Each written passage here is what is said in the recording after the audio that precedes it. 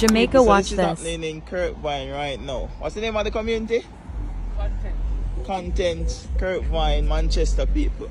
So the water is rising from under the earth. It's not like a flood why it look like this.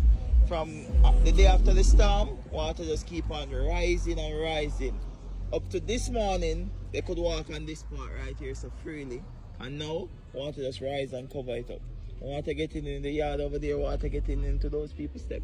And these people, even worse, even worse, water almost at window level. Look in their backyard over there. Water all the way. They had to evacuate people, they had to move.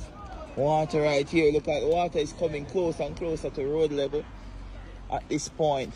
Look, so imagine you live in a house and after the storm and you think everything is good. You just look and you see water rising daily until you get to this level.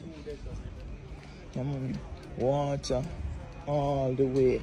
So if you look right here, you see water. Let me show you the worst house that we're seeing. This is the front yard of a house that normally be a normal front yard that people could walk in or drive, go to their house. Look at this. Water is now above window level.